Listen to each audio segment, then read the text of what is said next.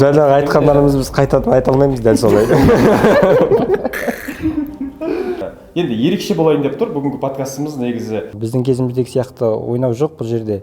Телефонға кіріп кеткен онлайн ойындар жаңағы онлайн достар деген сияқты жанындағы адамдарын жаңағы танымайды. Soft skill, иә? Мен оны былай енді өзім бағалағанда, оны 5% меңгердім деп бағалаймын да өзімді. Бірақ ол бұрында ең бастапқы уақытта мұғалім болып жұмыс істеген кезде шыны керек ол 0 болды деп айта аламын да. Сіз жамандап тастаған сияқты болыпсыз да 2025 жылдың негізі, иә? Бір қарасам өзіңіздің Өкінішке орай, иә. Күшті, балалық шағым жақсы өтті деген сияқты айттыңыз да. Құрметті көрермендер, кеш жарық.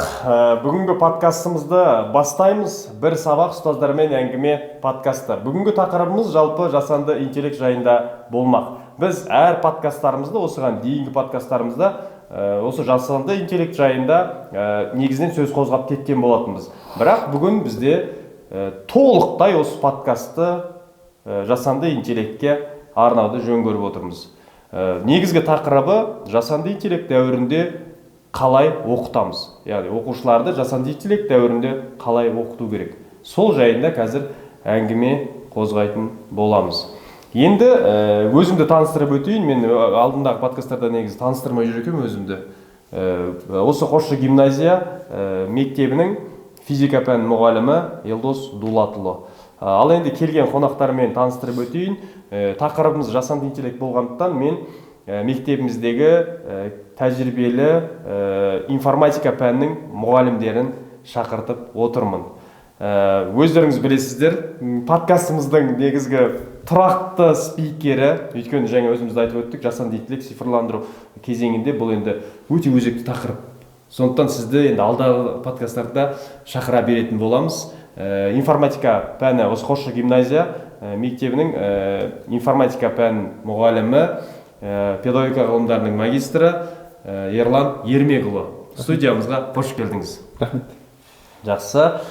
Келесі қонағымыз информатика пәнінің мұғалімі, тәжірибелі ұстаз, шәкірттері облыстық деңгейде, қалалық деңгейде, олимпиада пәнінен, робототехникадан үлкен жетістіктерге қол жеткізіп жүрген бізде Көпжасар Биғажыұлы. Студиямызға қош келдіңіз. Рахмет. Жақсы. Ал енді сөзімізді осы тақырыпқа кіріспе ретінде бастап өтсек. Бұл жерде мен сіздерге мынандай бір енді ерекше болайын деп тұр бүгінгі подкастымыз негізі. Өйткені мен интерактивті тапсырмаларды сіздерге ұсынайын деп отырмын. Одан қорқудың қажеті жоқ. Ол сіздерді мынау әңгіме барысында, ой бөлісу барысында кішкене еркін болсын деген ниетпен солай жасап отырмын да. Және көрермендер үшін де тақырыбымыз қызықтырақ болсын деген ниетпен сондай форматты мен алып отырмын. Оны сіздерге айтқан жоқпын. Бұл жерде ешқандай жасандылық жоқ. Менің қандай тапсырма беретінімді қонақтар білмейді негізінен. Енді бірінші тапсырмамыз, қазір сіздерге сурет ұсынатын боламын. Сол суретке қатысты өз ойларыңызды, яғни ойға келген ең бірінші, яғни ойларыңызға келген бірінші ойды айтып бөліссеңіздер. Әрине ойлануға сіздерге уақыт беремін. Бұл жерде мен осы жақында ғана ChatGPT-ге не бердім, жаңағы сұраныс бердім. Бұл жерде сұраныс былай болды. 90-шы жылғы балалар мен 2025 жылғы балалардың суретін, сол кездегі суретін маған дайындап бер деген тапсырма берілді. Сол кезде мына суретті маған нақты ешқандай жасандылық жоқ, бұл жерде жасанды интеллект маған дайындап берді. Енді сондай уақыт аралығында мына балалардың әрекетінде немесе қандай да бір қылығында қандай ерекшелік байқап отырсыздар? Сіздердің ойларыңызға не келді? Сол жайлы бөлісіп өтсеңіздер. Бұл ой қозғау ретінде. Ойлануға уақыт бар, әрине, ойланып алыңыздар. Көпжасар сіз ойланып. Жақсы, мына суретте анық көрініп тұр екен. Бұл 90-шы жылдары және 2025 жылдармен салыстырған екен. 90-шы жылдар, яғни біздің кезіміз, өзіміз қазір біз 93-ші жылы туғанмын, өзім. Бұл енді 90-шы жылдар мен 2025 жылда салыстырған екен. 90-шы жылдар қарасаңыз, бала өте қуанышты, жаңағы ортамен, достарымен ойнап жүре. Ол біздің балалық шағымызды көрсетуге болады мына жерде. Ал бұл 2025-те қазіргі балаларды көріп отырмын. Яғни телефонмен отыру жерде. Бір-бірімен ойнау, жаңағы ой алмасу, бір-бірімен жаңағы Біздің кезіміздегі сияқты ойнау жоқ бұл жерде.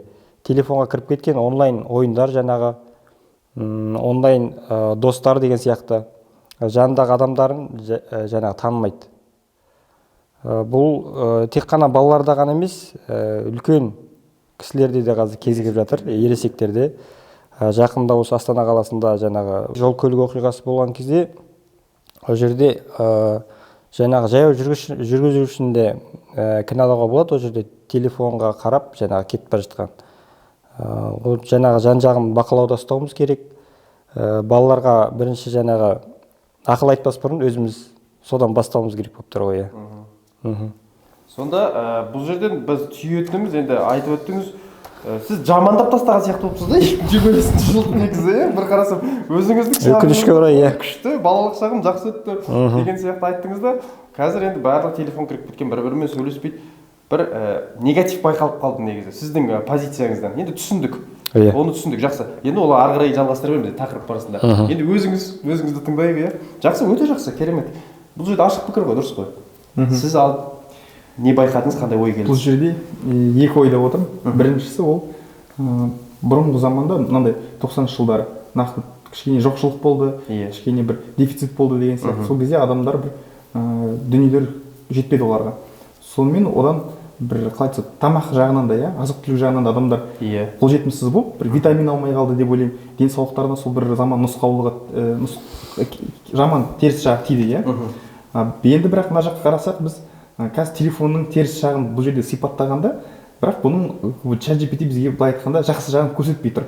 ChatGPT енді ол адамдардың білетін ақпаратын қорытып, қорытынды шығарады. Ал біз адам деген бұрынғы заманды былай айтқанда бір романтизировать еткен жақсы көреміз. Ол кезде жақсырақ болды ау деген сияқты. Әрбір адам үшін былай айтқанда балалық шағы не дегенмен тәтті болады. Көбінесе жиі ол қызық болып көреді, сосын ойлайды, қазіргі балалар басқаша, олардікі дұрыс емес сияқты деп сондай нешетүрлі ой болады да. Бірақ олай ойлауға болмайды деп ойлаймын, былай категорически. Сонда 90-шы жылдарда өзінің бір артықшылығы бар. Мен енді былай ойлаймын да, бұл жерде тағы да қалай айтса, өз пікірімді өзімнің балалық шағымды өзіме ең қызық көріп тұрмын. Себебі мен 90-шы жылдары 96 туғанмен, енді балалық шағым 2010 жылдарға түсті ғой. Алыс емес. Алыс емес. Бірақ сонымен сол ең қызық деп ойлаймын, себебі неге бұл жерде мен де көрдіңіздер ме, когнитивный искажение дейді ғой, соған түсіп тұрмын да. Өйткені басында балалық шақта не болды? Магнитофон болды, одан кейін видик болды, одан кейін DVD болды, одан кейін телевизор болды, интернет болды. Солай былай көп өзгерістер болды. Бұның бір артықшылығы көп өзгерістерден өткен кезде барлық өзгерістерді қабылдауға бейім боласың. Ал қазір былай айтқан кезде мына телефон пайда болды да, сосын сол телефонды айналдыра береді да бала. Бұл кемшілігі деп айтуға болады шығар. Сол кезде ол сол айналамен шектеліп қалды. Былай айтқанда далаға шықпайды, басқа құрылғы көрмейді, бірақ телефон көріп тұрады. Біз магнитофонда көрдік, айтып тұрмын, DVD-да көрдік, басқасын да көрдік. Бірақ сонымен қатар мен қарап тұрсам, кейбір балалар мектеп жасында оқушылар интернет арқылы ақша тауып та біледі. Бұрын ол мысалға 90-шы жылдағы балаларға ондай мүмкіндік болған жоқ. Тіпті ол кездерде жағдай айтып тұрмын ғой, жаман болған соң азық-түлік проблемасы болды, киімнің проблемасы болды. Ол жерде ақша табу туралы сұрақ тұрған да жоқ. Осындай ой қорыттым мен. Жақсы, өте тамаша, өте тамаша. Ойларыңыз, керемет, мен естідім сіздерді, өте жақсы, тамаша. Әдейі тақырыпқа шолу ретінде осылай жасап отырмын да енді. Біз бұл жерде жасанды интеллектіні қазір жамандамаймыз. Мынау цифрландыру дәуірінің қаншалықты адамның әрекетін өзгерткенін байқауға болады бұл жерде. Өйткені қарасаңыздар, біздің кезімізде кішкене физикалық қозғалыс көбірек болушы еді да. Жаңа велосипедтері болды, самокаттары болды, көшедегі балалар бір-бірін қуалап ойнады, доп ойнады деген сияқты. Қазір көпшілігінде жасанды интеллект бір жерге, жасанды интеллект деппін ғой, жалпы цифрлық технологиялар бір жерге байлап қойған сияқты да. Әлемді де жаңа сіздің айтқаныңыздай, әлем тек қана телефонның ішінде қалып қойды да. Сондай бір қауіп бар негізі. Және сіздің айтқан бір-бірімен байланыс жасау, коммуникациялық жаңағы дағдылар негізі дамып жатқан жоқ қазір. Оны да айтуға болады. Сіздер оны айтып өттіңіздер, өте тамаша. Мен қосыламын сіздердің пікірлеріңізге. Енді келесі тапсырмамыз өте жақсы, сіздерді 10-дық жүйеден 10 деген баға бере аламын, ұстаз ретінде. Тапсырманы жақсы, сәтті орындап шықтыңыздар. Керемет. Енді Келесі тапсырма бұл енді тақырыбымызға енді тікелей кіріспе ретінде болатын болады. Сіздерге қалам берейін. Мынау сізге, мынау сізге. Бұл жерде қазір тапсырма осы парақтың артына орындай берсеңіздер болады екен ғой. Мен артық парақ алмаппын. Есептелмеген нәрсе деген сөз. Қазір былай болады. Мен сіздерге бір сипаттаймын. Бір затты сипаттаймын. Парақты екіге бөліп тастасаңыздар болады, ортасынан бөліп қойыңыздар. Тура. Жоқ. Немен жаңағы. Солай істесеңіздер де болады, екіге бөліп қойыңыздар. Оны қаламмен де бөле салуға болады. Бірінші жағына қазір бірінші раунд деп қойсаңыздар болады. Бірінші раундта мен тек қана сипаттаймын суретті. Сіздер не істейсіздер? Сіздер сол сипаттау, естігендеріңізді түсіресіздер, сұрақ қоймайсыздар. Мен ол заттың атын тікелей айтпаймын. Ол бір зат болуы мүмкін, мен оны тек сипаттаймын, сипаттарымен. Бірақ сіздер сұрақ қоймайсыздар. Не естідіңіздер, не түсіндіңіздер, соны ғана жазасыздар. Енді мен былай сипаттаймын бұны. Бір үшбұрыш бар екен. Үшбұрыш сызасыздар. Үшбұрыштың астында төртбұрыш бар екен. Төртбұрыш бар екен. Төртбұрыштың ішінде екі төртбұрыш бар екен. Сол екі төртбұрыш төртке бөлінген екен. Сол екі төртбұрыш төртке бөлінген екен. Сөйтіп, мына үшбұрышта, үшбұрыштың оң жағында тік төртбұрыш бар екен. Тік төртбұрыш бар екен. Бұл енді бірінші раундтың тапсырмасы. Болдыңыздар ғой деймін, орындап. Уақыт бар, әрине, мен таймер қоймасам да болады екен ғой негізі. Жақсы, бірінші раунд, екінші раундты енді екінші жаққа жазасыздар. Екінші раундты екінші жаққа жазасыздар. Бұл жерде де сондай қазір сипаттау болады. Сұрақ қоя аласыздар. Нақтылай аласыздар сұрақтарыңызды. Үшбұрыш бар екен. Сұрақ бар ма? Тік па? Әлде кішкене қисықсыз бола ма деп па? Тік, тең қабырғалы үшбұрыш десе болады. Тең қабырғалы. Тең қабырғалы үшбұрыш. Түзесеңіздер де болады, Астында төрт бұрыш бар. Шаршы. Шаршы, формасы шаршы. Сіз сұрақ алып отырсыз, нақтылап. Шаршы тәріздес болады. Төрт бұрыш. Және ол екеуі қосылған ба, қосылмаған ба деген сұрақ туындамай ма сіздерде? Үшбұрышпен екеуі бөлек па негізі? Бір-біріне қосылған ба? Бірге қосылған. Бірге, жанасады. Вот міне сұрақ қойыңыздар солай. Және оның ішінде екі төрт бұрыш бар. Олар жанаса ма, жанаспайды? Жоқ, олар жанаспайды. Өзара жанаспайды. Тік бұрыштың төрт бұрышты. Және олар төртке бөлінген. Ішінде ма, сыртында ма? Сол төрт бұрыштың ішінде. Төрт бұрыш шаршы. Яғни қабырғалары тең. Және ол ішіндегі төрт бұрыштардың да қабырғалары тең. Бірақ бір-бірінен алыста тұр. Бір-бірінен алыста тұр, және олар төртке бөлінген өзара.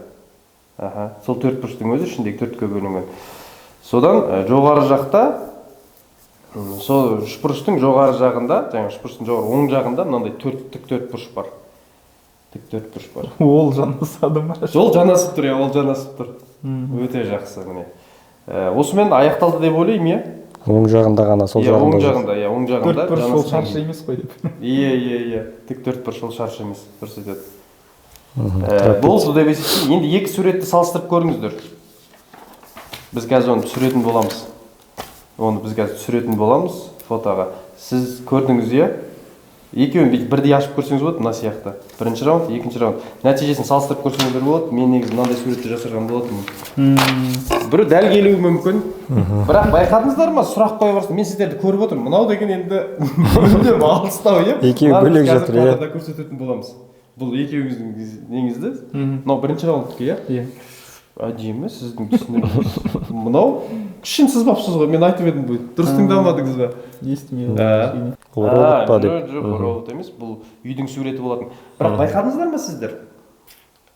Бұландай әрекет жасадыңыздар, бірақ не байқадыңыздар негізі жалпы жасаған әрекеттеріңізден? Нақтылау болған кезде жақсырақ сурет шықты. Нақтылап түсіндірген кезде, Нақтылап сіздер сұрақ қойған кезде кішкене түсініктірек болады да мәселе, көрдіңіздер, өте жақсы. Енді жақсы, бұны әдейі мен қалдырып қоямын қазір бұл тапсырманы, өйткені мен тапсырма берген кезде бұл жайдан жай беріп отырған жоқ, бұның өзінің мағынасы бар. Қазір бұл бойынша өзіміз талдау жасайтын боламыз.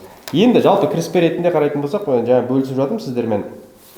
Бұрынғы оқушылар былай сұрақ қоятын ұстазға, енді мұғалім ретінде біз мектеп өмірінен қатысты жағын ғана қарастырамыз ғой. мынау не үшін қажет маған, бұл тапсырманы орындау не үшін қажет, мен интернеттен жазып ала салмайын ба дейтін еді де бұрынғылар. Мен интернеттен қарай салмайын ба, ағайын, бұл не үшін қажет маған деп көп сұрақ қоятын да.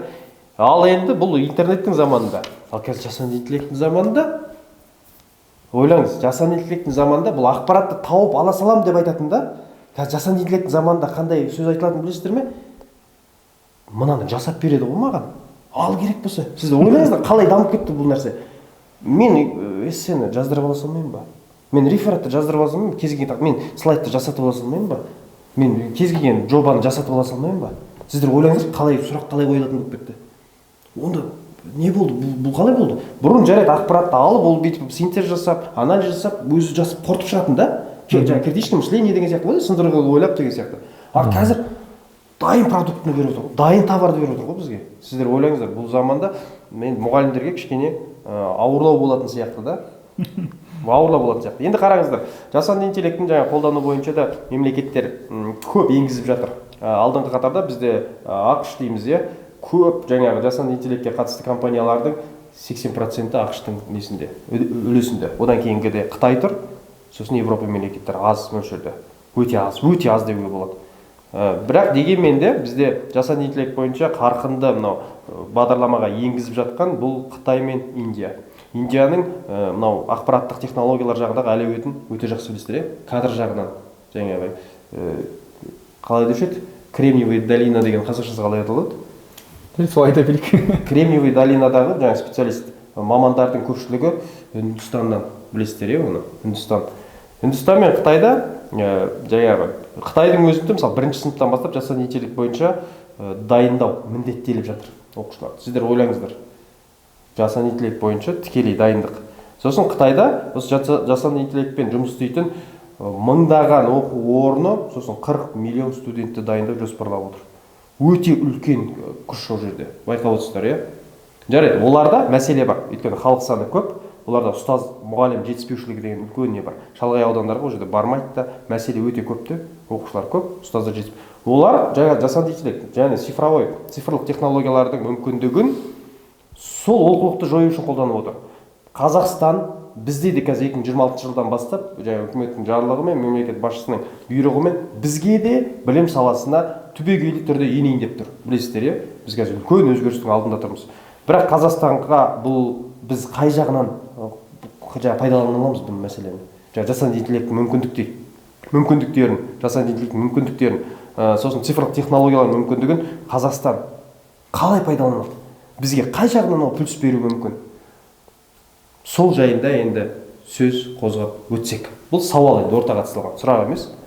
Өз ойларыңызды айтып өтсеңіздер, жалпы кіріспе ретінде. Мемлекет басшысының шешім қабылдауы бұл өте орнықты деп ойлаймын. Алдымен қадам жасау, өйткені қазіргі кезде жасанды интеллектті алдыда келе жатқан мемлекет деген жоқ. Барлығы бір деңгейде бастап жатыр. Сол үшін қорықпай жаңағы алдымен оны меңгеру. Ол бізді меңгеріп кетпес бұрын, оны біз меңгеріп жаңағы ережелерді қалыптастыруымыз керек сияқты. Толықтырсам мен, шынымен де дұрыс. Бірінші кезекте, бірінші қатарлы бастап кетсек, ол бүгінгі қазіргі прогрестің жылдамдығы бар заманда сәл бір ертерек қадам жасау болашақта көбірек нәтиже береді. Басқа елдерден артықшылығымыз болады. Сол біздің. Сонымен қатар бұл жасанды интеллект дұрыс қолдана білсек, осы білім аясында тағы да басқа салада мемлекет өзінің позицияларын нығайта түседі. Әжептәуір әртүрлі экономика болсын, бір завод салу болсын деген сияқты, елді біраз дамытады деп ойлаймын. Жақсы, өте жақсы. Енді білім саласына бізде енгізіп жатыр. Қаншалық деңгейде педагогтар соған дайын? Өйткені біз мысалы, мен өзім физика маманы ретінде, сіздер информатика енді кішкене жақынсыздар, бірақ информатиканың сіздер оқыған кездегі бағдарламасы жасанды интеллект деген жоқ еді ғой. Ол 2020 жылдан бастап шыққан мәселе ғой. Сіздер ол кезде мектеп, университетті бітіріп қойдыңыздар.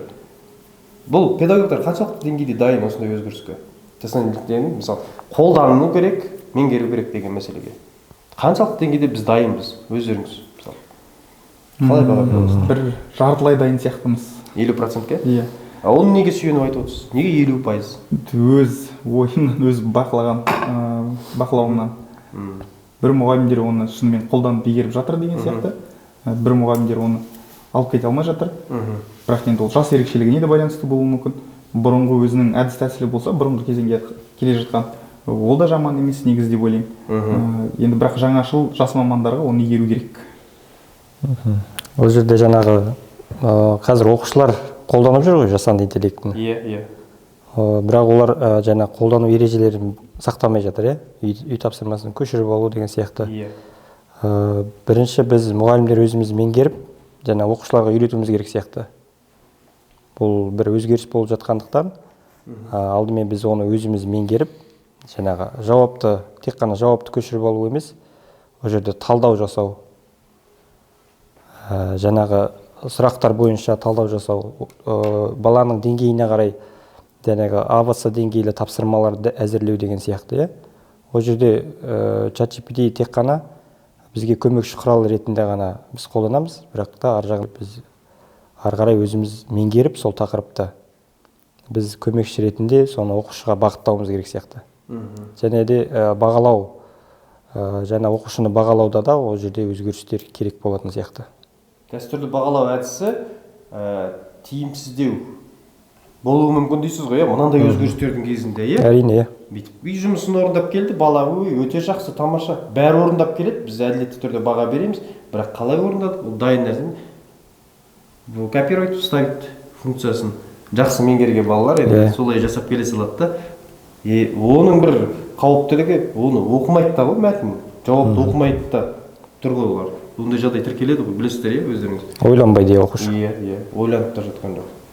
Өте жақсы.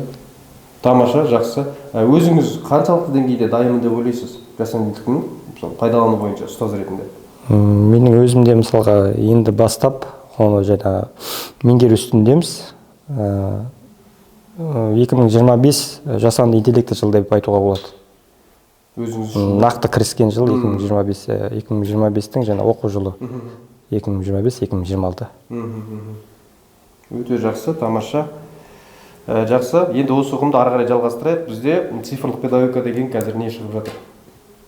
Ұғым келе жатыр. Білесіздер, жай педагогика емес, цифрлық педагогика деген келе жатыр. Қазір қараңыздар, қалай өзгеріп жатыр. Бізге оны оқытқан жоқ, бізге қарапайым педагогика, методиканы ғана оқытты ғой. Енді қазір шыққан сала бұл цифрлық педагогика. Бұл үлкен ұғым білім саласындағы.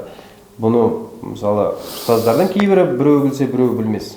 Цифрлық педагогика ол не жайында? Ол былай жайында. Мына оқу үдерісінде цифрлық технологияларды саналы түрде қолдана отырып, оқу әрекетін кері байланыс алу, яғни сабақтың кезеңдерін бағалау жүйесін жүйелеу болып табылады. Түсініп отырсыздар, Бізде қазір оны енді нақты олай цифрлық педагогика деп айтпаса да, бізде негізі ондай үдеріс бар, мысалы цифрлық технологияларды қолдану керектігі туралы мектептердің барлығы қазір жабдықталды техникалар жағынан. Ол жарайды қарқынды түрде дамып жатыр. Енді сұрақ енді сіздерге шынайы өмірден бір мысалдар келтіріп өтсеңіздер. Жасанды интеллекттің тақырыбына қарай қайтадан ойысайық.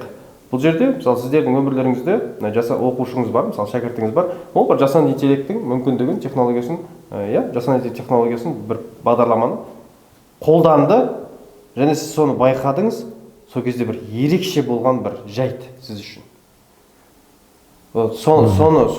Сондай контентпен бөлісе аласыздар ма? Қандай жағдай болды? Әрине, бізде ондай жағдай күнде болады бізде. Бірақ ерекше басында болған жағдай, 8-ші сыныптың оқушылары біз жаңа Python программасында есеп шығарамыз. Және де байқағаным, ол жерде тапсырманы берем оқушыларға. Тапсырманы бергеннен кейін ол тапсырманы орындау уақыты 20 минутқа созылу керек негізі. 10-15 минутта орындау керек. Ал оқушы 1 минутта ағай орындадым, тапсырма дайын деді. Қане деп көрдім, дұрыс, жауабының бәрі дұрыс.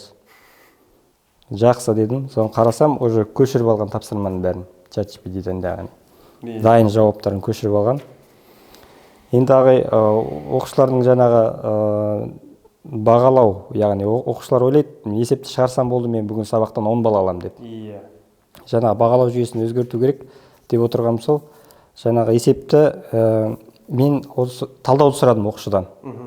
Есепті жарайды шығардым, енді ол есептің шығарылуын маған талдап түсіндіріп айтып берші дедім. Қалай шықты ол жауап? Сол кезде оқушы жаңағы білмейді яғни. Ол жерде есептің қалай шығарылған алгоритмін білмейді, және оны талдауға кірісіп кетті оқушы. Және ChatGPT-ға сұрақ қойды. Мына есептің жаңағы дұрыс сұрақ қоя білу сол жерден басталады. Оқушының жаңағы бұл есептің жаңағы мысалға принт нені білдіреді, басып шығару. Жаңағы жеке талдап, оқушы маған соны түсіндіріп беруге тырысты. Жаңа сіздер сияқты нақтылау сұрағын қойды ғой, иә? Нақтылап сұрақтарын қойды. Дұрыс, сіздің әрекетіңіз сондай болды. Енді бұл оқиғадан, мысалы, осы жағдайдан сіз қандай ой түйдіңіз, қандай сабақ алдыңыз сіз? Бұл оқиғадан мен жаңағы бұрынғыдай үй жұмыстарын жаңағы кітаптан беру деген сияқты оны өзгерістер енгізу керек сияқты. Мен оларға жаңағы бағалау түрін мен оларға жаңағы есепті шығаруына байланысты емес, талдауына байланысты оларға баға қоя бастадым. Түсіндіруіне байланысты. Ауызша сұрау деген. Ауызша сұрау. Оқушы қалай жеткізді маған, соған байланысты. Өте жақсы, тамаша. Өзіңіз бөлісіп өтсеңіз. Сіз жаңа сұрадыңыз қаншалықты жасанды интеллект неше пайыз меңгердіңіз деп, содан басталды. 30% меңгерген сияқты, көп емес әлі. 50-ден 30-ға түстік, иә? Жақсы, тамаша. Жоқ, ол жалпы қанша басқа сұрақ болды. Оның алдын мен өзім жеке айтсам, меңгеру үстіндемін, меңгердік біраз, бірақ 30% ғана меңгерген сияқтымын. Себебі тым көп неше түрлі жасанды интеллект бар. Күнде өзгереді. Иә. Күнде бір жаңалық шығады, оны қуып жету оңай емес. Әрине. Сосын оның ішінен тек былай айтқанда жөндісін таңдай білу керек. Қандай бізде балалар бір жақсы нәтиже көрсетті деп сұрадыңыз, иә? Балалар бізде, мысалға, 11 сыныптың тақырыбында мобильді қосымша жасау, 10 сыныптың тақырыбында сайт құрастыру деген тақырыптар бар. Қоғамдық гуманитар бағытында. Сонда оқушылар бізде Canva деген жасанды интеллектіні қолданып, сол сайт жасап, сол сайтты мобильді телефонда да қолдануға болады. Сол жерде балалар, мен оларға мысалға тапсырма ретінде бір сайт құрастыруға тапсырма бердім. Олар промпт жаза алу керек, промптта дұрыс жазу керек. Мен бірінші сабақта мысалға олардан сайт құрастырыңдар дедім. Сайт көрнекілігі жақсы болсын деп талап еттім. Бір ғана талап қойдым. Бірінші сабақтың өзінде байқадым, бір балалар практикалық пайдасы бар сайттар құрастырып шықты. Мысалға, бір оқушы, маған ең ұнағаны, ол ипотечный калькулятор деген ойлап тапты. Сол сайтты қарап мен сөйтіп есептесем, мысалы өзімді ипотека үй алып отырмын, бір бөлмелі соның ақшасын төлеп отырмын, сосын мен айттым, ал мен алған үйдің сандарын енгізейікші деп. Сол кезде мысалға қаншама артық төлеу керексің, сол бірнеше жыл ипотека төлеуге, соның бәрін жуық шамамен дәл келді деп айтуға болады. Сосын мысалға басқа да мысалдар көріп жатырмын, бір таныстардан, ол кісілер әжептәуір үлкен қымбат бағаға үй алып жатыр екен, 3 бөлмелі деген сияқты. Сол кезде ол кісілер мысалға басында құйған кезде 12 миллион құяды екен де, оны төлеген кезде түбінде 40 миллион болып шығады екен. Сол ипотечный калькулятор сайтында оқушы жасап шыққан, жасанды интеллекттің көмегімен жасап шыққан, соның бәрін есептеп көруге болады екен. Анализ жасау, талдауға болады екен. Демек оның жасап шыққан сайты практикалық нәтижесі бар. Міне осы бір мысал бар. Менде шын айтсақ көп мысал жоқ енді. Функционалдық жағынан өте жақсы болып тұр да бұл жерде, іске жарап тұр да ол жасаған нәрсесі. Тамаша. Ал енді жақсы, әңгімемізді ары қарай жалғастырайық. Бізде енді әлемдік мынау жасанды интеллектіні меңгеру бойынша бізде статистика бар екен. Бұл біздегі экономикалық ынтымақтастық және даму ұйымының келтірген деректеріне қазір сүйенетін боламыз. Бұл 2024 жылғы деректер бойынша, мен қарап отырмын да, мына статистика бойынша. Негізгі орта есеппен жасанды интеллектіні игеру бойынша, мұғалімдердің игеру бойынша бұл жерде. Орташа есеп 36%. 36% көрсетіп тұр. Бірақ бұл жерде жалпы тізімді қарайтын болсақ, өте үлкен айырмашылық бар. Мысалы, Біріккен Араб Әмірліктері 75%, Францияда 14%, Жапонияда 17%, ал Қазақстан мен Әзербайжанда 59%. Бұл деген енді тым үлкен арақашықтықта негізі байқап отырсаңыздар. Енді сұрақ, енді негізгі сұрақты қоятын болсақ, біз осы жасанды интеллектінің сіздерге енді сауал ретінде қояйын. 3 негізгі пайдасы, сосын 3 зиянды жағын атап өздеріңіз көрсеңіздер, өз ойларыңызбен енді атап көрсеңіздер. Қандай болуы мүмкін? Зияндар бірден еске түсіп жатыр. Бірден содан бастасам. Жақсы. Зияны бірінші ол жасанды интеллектке сеніп, шешім қабылдауға болмайды. Ол өз ескерту да бар астында. Жазылып тұрады әрқашан. Жасанды интеллект қателесуі мүмкін деп. Бір шешім қабылдаған кезде оны қосымша интернеттен, жалпы Google'дан екінші рет тексеріп алу керек ол ақпаратты. Сосын бір адамдардың пікірін оқу керек деген сияқты бір тақырып бойынша, иә. Ол бір, екі, адам шын адаммен сөйлесу керек бәрібір де. Жасанды интеллектпен қазір сөйлесетін болып кеттік. Жасанды интеллектпен ақылдасатын болып кеттік. Адам негізі қайтады әлеуметтік дей ма? Социальный, иә?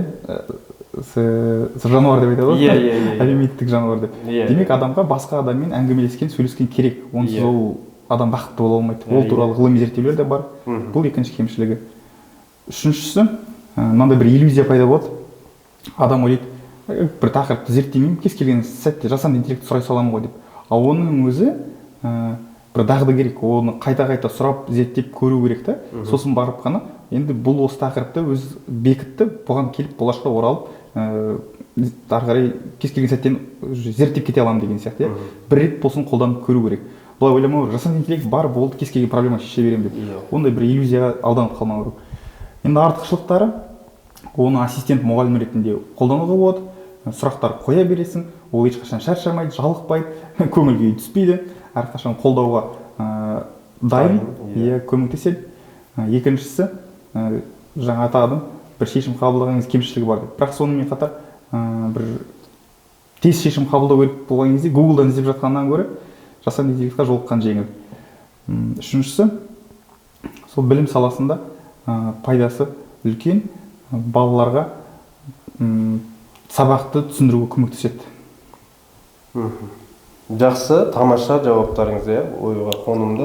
Иә, толықтай келісуге болады, негізі, толықтай келісуге болады. Және жасанды интеллект арқылы адам жаңағы шешім қабылдауы, ойлау қабілеті төмендеп кетуі мүмкін, оның зиянын айтып кететін болсақ, негізі 1950-ші жылдар ол жасанды интеллекті адамзатқа, адам компьютер пайда бола бастаған кезде, ол адам сияқты ойлана ала ма деген сұрақ пайда болған ғой.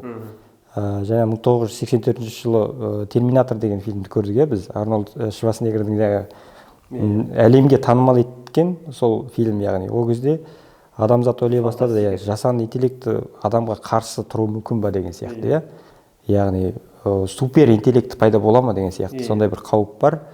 Және жасанды интеллекттің жаңағы жас ерекшелігіне байланысты 13 жастан жоғары қолданған дұрыс деп ойлаймын. Бастауыш сыныптың оқушыларына олар пока дағды қалыптасқанша оларға 13 жасқа дейін қолданбауға негізі мен өзім балаларға қолданбауға кеңес беремін. Және 13 жастан кейінгі балалардың қолданған күннің өзінде оларды жаңағы ата-аналарының бақылауында болу керек. Қандай сұрақтар қойып жатыр, жаңағы қандай мәселелер, оны чат-бот ретінде емес, жаңағы білім алуға қолдану керек, жаңағы жақсы жағын айтып жатырмын ғой, және де ол жерде тіл үйренуге, математика, физика, информатика деген сияқты, программа, код жазуға, ол жердегі қателерін бізге қателермен жұмыс жасауға көмектеседі. Гуманитарлық бағытта да бізге ол көмекші ретінде қолдануға болады. Пайдалы, сол да пайдасы көп. Бізде негізі нақты пәндерде біз үшін тиімді деп есептеймін. Физикада есептер шығару үшін, мысалы мен өзім физик ретінде бір нәрсеге мысалы мен бір теория түсірмеуім мүмкін да физикадан. Енді мен жасанды интеллекттің көмегімен Эйнштейннің өзімен тікелей сөйлесе аламын, және сол тақырыпта пікір таластыра аламын. Қандай керемет, ойлаңыздаршы. Ондай мүмкіндік бұрын болды ма? Мен сонысына қатты не істеймін. Ойлаңыздар, сол Эйнштейннің өзінің теориясымен мен сол Эйнштейннің өзімен пікір таластыра аламын. Ондай мүмкіндікті бізге қазір жасанды интеллект беріп отыр. Ал енді гуманитарлық пәндерде сәл қиындықтар бар. Өйткені бұл жерде кішкене шығармашылық талап ететін, еңбекті талап ететін жұмыстар бар да ол жерде. Эссе жазу болсын, кішкене қиялды қажет ететін тапсырмалар бар да бұл жерде. Байқайсыздар ғой, бізге қарағанда, енді нақты ғылымдарға қарағанда. Ол жерде кішкене қиындықтар бар. қолдану бойынша енді бізде пайдасы көбіректеу болады деп есептеймін енді мынау жаңағы политехникалық пәндерге қатысты, жаратылыстану пәндеріне қатысты. Анау гуманитарлық жақта кішкене қиындықтар болуы мүмкін. Келсем ол айтқандарыңызбен. Енді біз не жайында айтамыз? Мысалы, ендігі мәселені біз арғай оқушыларға қарай әңгімені жалпы енді жасанды интеллекттің қолданысы жайлы біз жақсы, жаман жақтарын біз айтып өттік. Енді жалпы оқушыларға қатысты келетін болсақ. Сіздер білесіздер, жалпы дағдыларды біз екіге бөлеміз де. Осыған дейінгі енді көп айтылмаған нәрсе бар, жаңағы soft skills дейді, hard skills дейді да. Біз мысалы hard skills'ты айтатын болсақ, ол мен не білем деген сұраққа жауап. Мысалы менің академиялық білім, физикадан білетін формулам, жаңағы программаның тілі сіздердегі, программалау, программаны жаза білу, тағы не нәрсе. Сондай құр білім дейді ғой, құр білім, бұл жаңағы hard skills деп атайды да. Ал енді қазір соны бізде жасанды интеллект беріп жатыр. Адамға оны меңгеру мүлдем қажет болмай қалды қазіргі таңда. Ал енді soft skills'тарға келетін болсақ, жаңағы ол мынау адаммен мәміле жасасу, қоғамға қарай ену, келіссөз жүргізу, көшбасшылық қабілет, командамен жұмыс істеу, эмоцияны басқару, осылардың барлығы сол soft skills'тың ішінде тұр. Бірақ бұны бізге жасанды интеллект бере алмайды ғой. Түсінесіздер ғой, біз тек қана интеллектуалдық жағынан білімді жай аламыз, жасанды интеллект бізге тек қана нұсқаулық беруі мүмкінді. Енді оқушы осы ретте жасанды интеллектіні қалай пайдалану керек? Біз мысалы, анау бір тәмсілді айтқым келіп отыр, осы жерде бұрыннан да айтып жүрмін ғой мен. Аш адамға сізге жүгіріп келген кезде балық берсеңіз, ол тек қана бір-ақ күндік азығы да ол. Ал сіз оған қармақ беріп балық аулауды үйретсеңіз, ол өмірлік азық алып шығады да. Сіз дайын өнімді берген жоқсыз. Сіз оған үйренуді үйреттіңіз. Былайша айтқанда, үйренуді үйрету деген қазір бір ұғым шығып жатыр негізі қазақ тілді ортада. Біле білсеңіздер, білім саласында ше. Соны айтып жатырмын да, соны біз береміз. Енді жасанды интеллект дайын өнім ғана беріп отыр да қазір бізге. Сол ретте оқушылар үшін бұл дағдыларды қалыптастыруға қатысты. Бұл жаңағы жасанды интеллектке сенген оқушылар тек қана бір жақ бағытты ғана дамытып кетпей ме? Біз жаңағы soft skills'тарды қалай дамытамыз? Мына жасанды интеллекттің дәуірінде жаңа сіздің айтқан адамдармен қарым-қатынас, әлеуметпен байланысу, коммуникациялық дағдылар, бұларды біз қалай дамытамыз? Осы сұраққа енді өздеріңіз. Енді шектеу қою керек ата-ана тарапынан. Жақсы. Мектепке келсін. Жоқ, ол былай болып тұр да, біз баланстан айырылып қалып тұрмыз да. Біз қазір бір жаққа қарай кетіп отырмыз, тек білімді ғана қолдап кетіп отырмыз. Білім өмірге қалай қажетті деген жерде, мысалы мен тағы да бір фактіні келтіре салайын. Адамның дейді, өзінің академиялық білімі жұмыс істеу кезінде 15%-ға ғана қажет дейді. 85%-ға дәлелденген soft skills'тар пайдалы. Ал біз көріп отырмыз оның өзектілігі. Жасанды интеллект бізде hard skill, соны көбейтіп жатыр. Біз қалай ана жақты балансты ұстай аламыз? Не істеу керек ол жерде? Біз оқушыларды айтпай қояйық, өзімізше. Қазір өзімізде сабақты барлығын қараймыз ғой, бізде енді жеткілікті білім бар. Бірақ соның өзінде біз қолданамыз, бірақ бізде де азайып жатқан жоқ па? Ол soft skills'тар. Дұрыс айтасыз, азайып жатыр. Иә, енді бұған қалай қарсы тұрамыз? Ұстаздар бар, орта бұл. Іс-шаралар көп болу керек сияқты, балалар бір-бірімен сөйлесе алатындай, сабақтың форматы жеке жұмыс емес, топтық жұмыс болу керек шығар. Балаларға үй жұмысына бірлесіп жасайтын бір үй жұмысын беру керек. Керемет, өте жақсы. Сондай бір іс-шаралар керек деп ойлаймын. Так. Сондай әзірше осындай ойын. Өзіңіз Жаңа оқушыдан бұрын өзімізге де ережелермен жаңағы тәртіп керек деп ойлаймын. Мысалға, ертең күннің жоспарын құру жаңағы.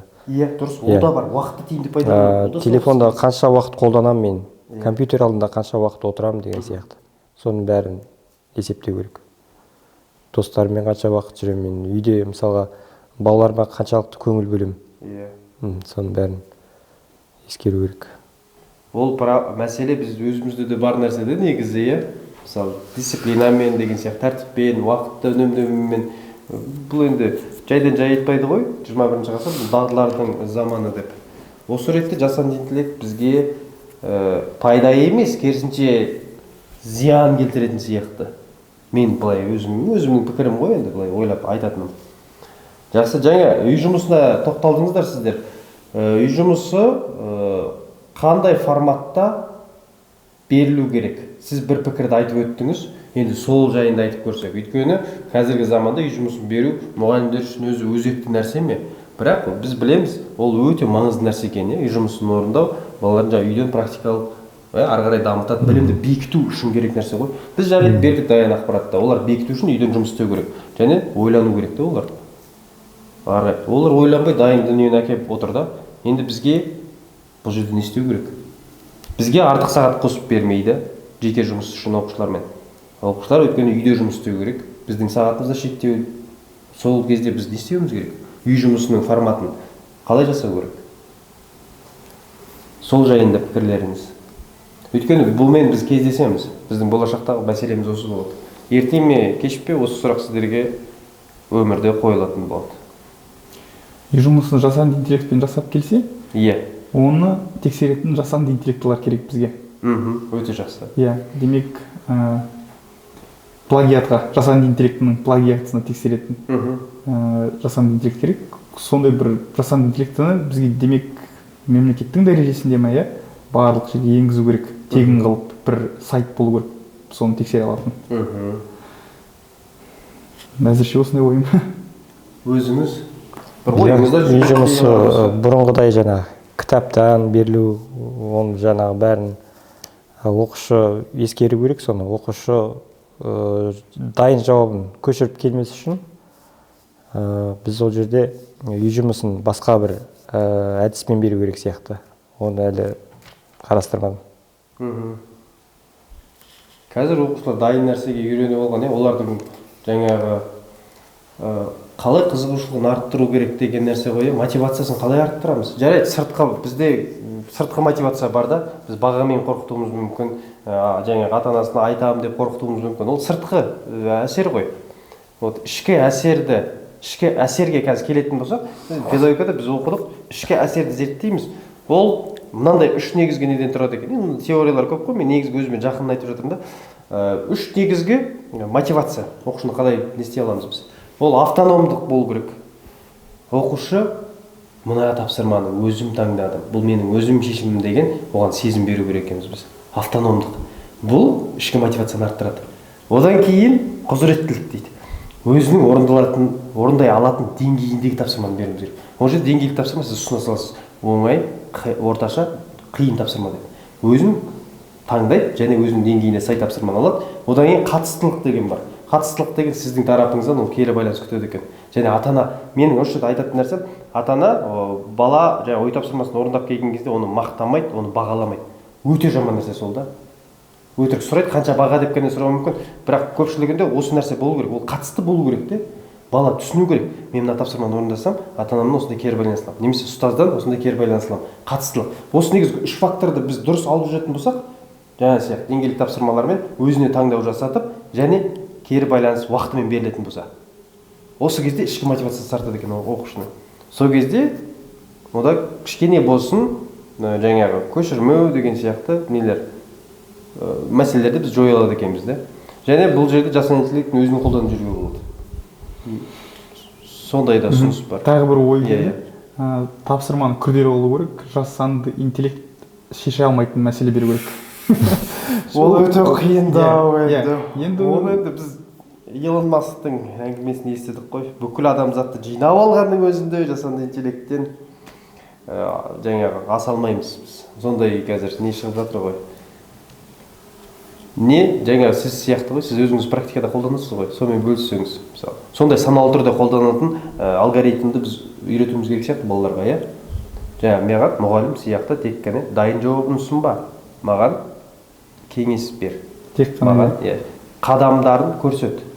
Түсінбеген жерін сұрап деген сияқты, иә? Жеңіл форматта түсіндіріп бер деп. Себебі тапсырма күрделі жазылған болуы мүмкін, түсініксіз тілде. Соны жеңіл форматта түсіндір. Ол түсіндіреді, оның өзін түсінбесең тағы да сұрауға болады, одан жеңілдеп. Иә. Өте жақсы. Білім саласында мен қарап отырсам, мынау Хан Академи деген білесіздер, иә, солар өте керемет қолданып отыр. Мынау ChatGPT-мен олар тікелей неде екен де, жаңағы компаниямен байланысты екен. Олардың жаңағы Хан Мига дейме, ол жаңағы оқушыларды автономды түрде кәдімгі курс сияқты жасалған, толық, мысалы информатика курсы бойынша оқушылар өздері саналы түрде сол жерде өтіп береді. Және ол жерде кәдімгідей сөйлесе алады, олар мұғаліммен сөйлескен сияқты, өзінің ойын айтып, жазып, шығармамен, жаңа мен айтып отырмын ғой, ғалымдармен тілдесе алады олар тікелей барып. Бұл осы жерде жасанды интеллекттің негізі олар өте керемет пайдаланып отыр да.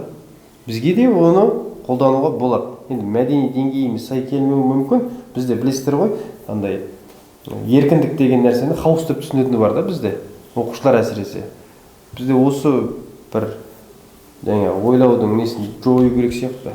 Мәдени деңгейіміз сай болу керек, одан кейін қолдануға кішкене келетін сияқтымыз. Ал жақсы, ары қарай жалғастырайық енді. Сіздер қатты ойланып кеткен сияқтысыздар. Ары қарай жалғастыратын болсақ, енді үшінші блокты біз неге арнайық? Ата-аналарға арнайық. Көпті созылып кеткен сияқтымыз. Ата-аналарға балаларды жаңағы цифрлық құралдардың барлығын қолданып отыр, ол қаншалықты деңгейде пайдалысы, жақсысы, жаман ажыратып беріп отырған ешкім жоқ ол жерде. Сол ретте ата-аналарға не істеу керек? Қандай амалдар жасау керек? Баласы неге кіріп отыр? Қандай контент қарап отыр? Осы ретте бір өздеріңіз қолданып жүрген бір нелеріңіз болса, кейстарыңыз болса, осы жерде бөліссеңіздер болады. Ата-анаға кеңес. Бала тәрбиесі немесе баланың білім алуындағы жаңағы цифрлық технологияларды қолдануда ол шектен тыс қолданып жатыр. Қазір білесіздер, денсаулықтарына да зиян келіп жатыр, психикасына да зиян келіп жатыр. Осы ретте біз дабыл қағуымыз керекпіз. Нақты жасанды интеллект деп айтпай ақ қояйын, жалпы телефон бойынша, иә, цифрлық технологиялар. Телефон қолданған кезде ата-аналары телефон қолдануды баланы шектеу керек. Жоқ, балаға мүлдем бермеу керек деп айтып жатқан жоқпын. Шектеу керек.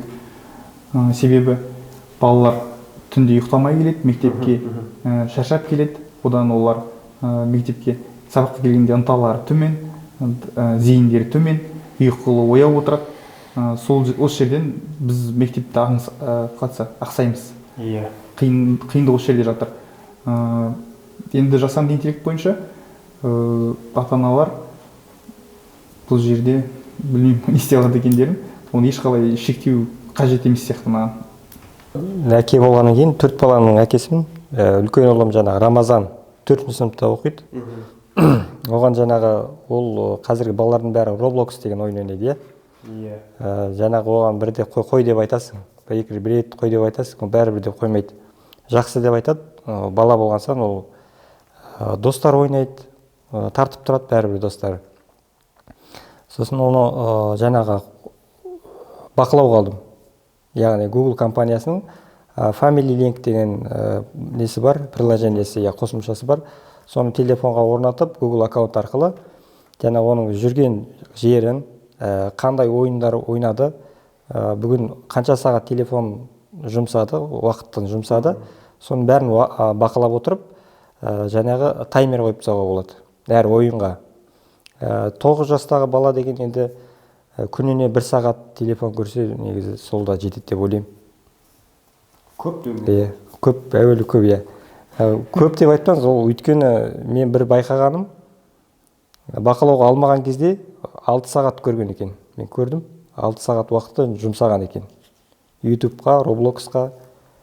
Одан кейін өзім жаңағы бақылауға алдым. 9-дан кейін телефон мүлде қарамайды. Тәртін 9-дан кейін өзі блокқа жібереді, ұйықтайтын уақыт деп. Жай таңертең 7-де өзі автомат қосылады телефон. Мен оған ешқандай күнде жаңағы мен нетпеймін, бір рет настройка жасап қоям, болды, ары қарай өзі жұмыс жасай береді. Бақылап қарап отырамын. Және ChatGPT-ді қолдануда балаға қызықты, ол ағылшын тілінен нашар болғандықтан мен анау ойындағы сөздерді мен оған жаттауға кеңес бердім. Мысалы Roblox-та follow me, жаңа дос болайықшы, көмектес, help деген сияқты, жаңа достыққа шақыру, friend request деген сияқты, сондай сөздерді ол бірден жаттап алды мысалы. Ол ойында кезігетін сөздерді жаңағы балаға негізі бірден тыйым салуға болмайды деп ойлаймын.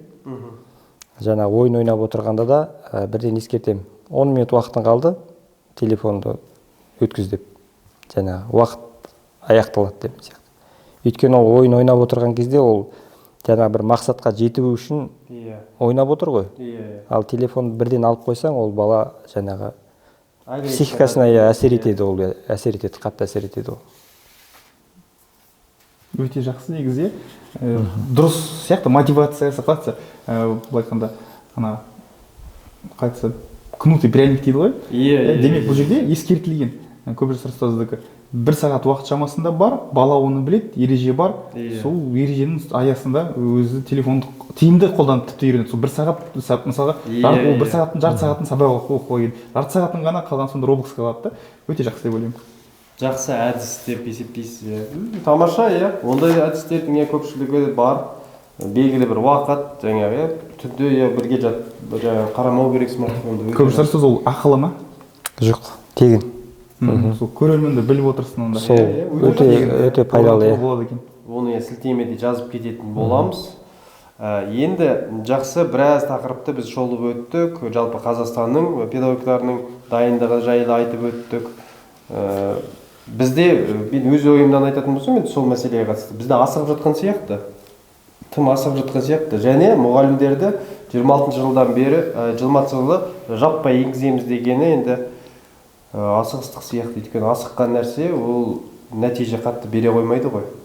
Ұстаздарды бірінші кішкене дайындау керек пе деп ойлаймын да. Біз мысалы, біз неге асығамыз? Бізде барлығы жеткілікті сияқты да. Мысалы, жарайды, біз жарайды, жаңа Сингапур сияқты болсақ жарайды. Сингапур ол 360 мектеп бар ол жерде. Ойлаңыздар, 360 мектепте ол кез келген жаңа технологияны игертіп жіберу, немесе не істеу, және ол орталықтандырылған жүйе. Біздегі сияқты, Америкадағы сияқты, жаңағы сияқты әр штаттық әртүрлі емес, ол жерде басқару қиын, ол жерде бір нәрсені жасау да қиын да, бір реформаларды енгізу деген сияқты. Ал енді Қазақстан бізде 8000 мектеп бар. Біз 20 есе Сингапурдан көп бізде саны мектептердің. Бізге асығу қиындау болады бұндай масштабта. Оны кезең-кезеңмен жасау керек сияқты менің ойымша. Өйткені жаңа сіздер айттыңыз, 30%-ға информатика пәні мұғалімнің өзі 30% дайындықпен отырған кезде басқа пән жайлы мен ойланам. 10% ол қалай болуы мүмкін, сіздер қарасаңыздар мысалы. Жалпы айтқанда. Бірақ енді мен ең басында айттым, оны енгізу керек. Тіпті мен енді өз ойым, неғұрлым ерте енгізсек, неғұрлым тезірек оны үйретсек, соғұрлым жақсы деп. Ол бізге ертең артықшылық береді деп ойлаймын. Сондықтан оны менің ойымша кішкене қалдыруға, созуға болмайды. Осы уақытта, қысқа уақытта, барынша қысқа уақытта тез-тез үйрену керек деп ойлаймын. Сонымен қатар бір GPT сияқты тағы да басқа жасанды интеллектілерді көбірек сол ресурстардың бәрін бөлісетін бір курстар болса, соларды нақты қалай қолданатын курстар болса жақсы болар еді. Енді олар да бар, қазір шығып жатыр. Ақылы түрде тегіндері де бар, ақылылар да бар. Солар көбірек болса деп ойлаймын мен керісінше. Олар көбейте беру керек сияқты. Оның өзі көбейте берсе, ол жүйеде бәсекелестік көп болады, бәсекелестік болған сайын баға төмендейді немесе тегін болады деген сияқты. Ол оған келсем, бірақ бізде мынандай тенденция бар да. Мектепте қазір мұғалімдер жетіспеушілігі, тапшылығы деген нәрсе бізде өте ауыр мәселе. Оның себебі цифрлық технологияларды жаппай енгізу кезінде, мына қазір білесіздер, зейнеткерлік жастағы мұғалімдердің қаншамасы мектепте жүр. Көп қазір. Жартысы таяу деуге болады негізі, бүкіл Қазақстан бойынша қарайтын болсақ негізінен. Ол кісілер жасанды интеллектті енгізген кезде біразы ойынан шығады. Өйткені мынандай қарқынға төтеп беру біз жастар үшін жарайды, бірақ бізде екінші проблема басталды, кадрлық мәселе басталып кетуі мүмкін. Ертең көресіздер, 26 жылдан бастап қазір бізде жаппай сабақтарға қатысып, сабаққа енгізіп жатса, біз ақылы түрде, жарайды, мен өзім ақылы түрде қолданып отырмын, мен өзім ізденіп жүрмін, менің зерттеу тақырыбым сол болғандықтан, мен енді судағы балық сияқты жүру мүмкін де, салыстырмалы түрде ғой енді. Бірақ басқа біздің әріптестерге ауыр болмай ма? Мен толықтырсам. 30% деп айттыңыз, енді 30% мен ойлаймын, енді жоғары деңгей деп айтпаймын, бірақ төмен деп те айтпас едім. 30%-да меңгергенім. Ал мысалға soft skill, мен оны былай енді өзім бағалағанда, оны 5% меңгердім деп бағалаймын да өзімді. бірақ ол бұрында ең бастапқы уақытта мұғалім болып жұмыс істеген кезде шыны керек ол 0 болды деп айта аламын да. Сол кезде өзім салыстырсам 5 жыл бұрын мұғалім болып бастаған, қазір сосын 5%, 5%-дің өзі ол бір нәтиже береді деп сенемін мен. Ол нәтиже беріп тұр менің жағдайымда, маған нәтиже беріп тұр, балаларыммен қарым-қатынасымды жақсартып тұр, сондықтан әрбір пайыз маңызды деп ойлаймын. Бұл жерде былай айтуға болады деп ойламаймын.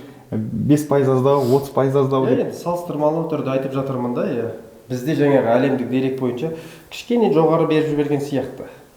Қорқады ғой, бізде қорқу басымырақ қой, бәрін плюс қосылайық деген сияқты. Бірақ мына жерде көп мұғалімдер қатысқанда негізі мынау үлкен ұйым ғой, бұл экономикалық ынтымақтастық және даму ұйымы деген ол деректерге кішкене нақты қарайды да.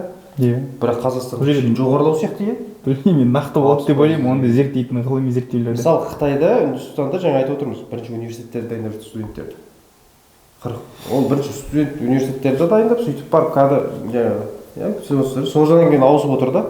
Бізде білмеймін. Ол зерттеу методикасында шығар, сұрақтар қарапайым болды ма, таныссың ба, бір рет болсын қолданып көрдің ба деп. Егер солай қарайтын болсақ, шынымен қанша 60%-ға жетіп те қалатын шығар.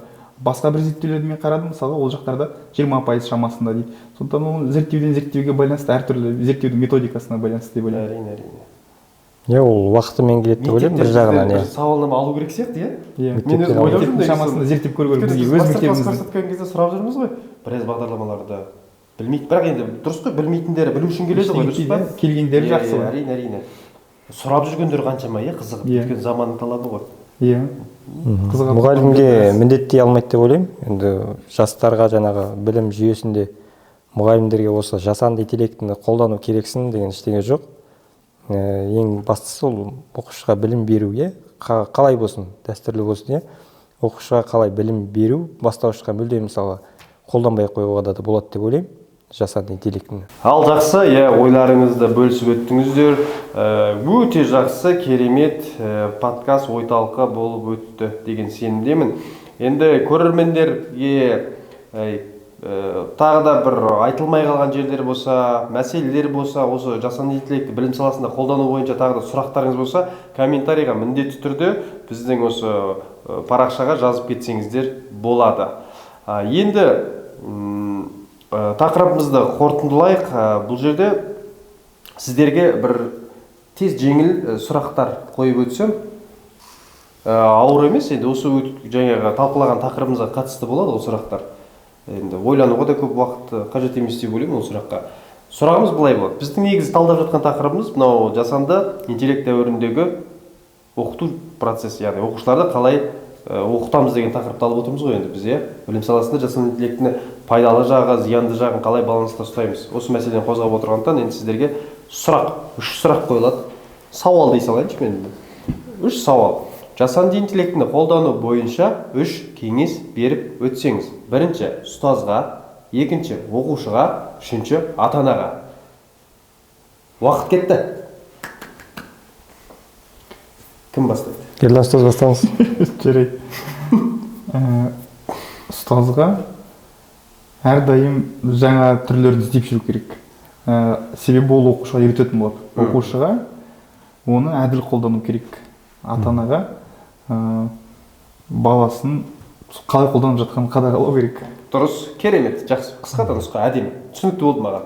Тамаша. Ұстазға ізденіп, оны қалай қолдану керектігін бірінші үйреніп, оқушыларға ол енді жаңа тұлға болып қалыптасқанша ата-анамен бірге жұмыс жасау, және этиканы сақтау деген сияқты оқушыға адалдықты сақтау, оны тек қана көмекші ретінде пайдалану. Жақсы, тамаша, ойларыңызбен толық келісемін, өте пайдалы көзқарас пікірлерімен бөлістіңіздер.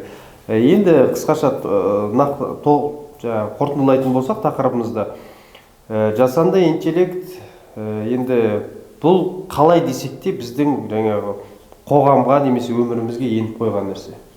Оны енді алып тастай алмаймыз біз бұл нәрсені. Күресу бұл жерде тиімсіз шешім болып табылады. Сол үшін бізге енді меңгеру керек.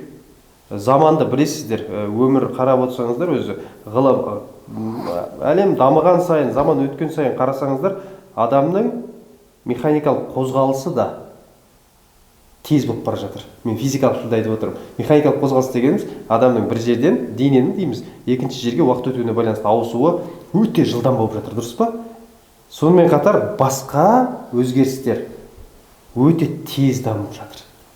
Байқап отырсыз, адамның бір жерден бір жерге қозғалуы да тез болып жатыр. Ақыл ойдың даму деңгейі, басқа да мына маңайдағы өзгерістердің сіздер түсініп отырсыздар менің сөзімнің төркінін. Ал енді бұл өзгерістерге төтеп беру үшін бізге жаңа айтқандай үнемі ізденісте болуымыз керек. Сонымен қатар мен қорытындылайтын болсам жаңа тақырыпта жалпы оқушы үшін деп айтсақ, біз мысалы білім саласының жаңа негізгі біздегі объектісі бұл оқушы ғой, енді білім алушы ғой. Білім алушыға меніңше ең керек нәрсе бірінші нәрсе офлайн мен онлайнның балансын ұстай білу. Мына жаққа да кетіп қалмау керек, мына жаққа да кетіп қалмау керек. Қазіргі заманның талабы сол сияқты. Содан кейін алынған мәліметті жасанды интеллект болсын, басқа да бір ресурстар болсын, сыни тұрғыдан ойлай білу керек. Екінші мәселе, сыни тұрғыдан ойлай білу керек, ол бәрін қабылдай бермеу керек, ол кішкене қарау керек өзінің ойымен. Одан кейін жаңағы дағдыларды дамыту керек.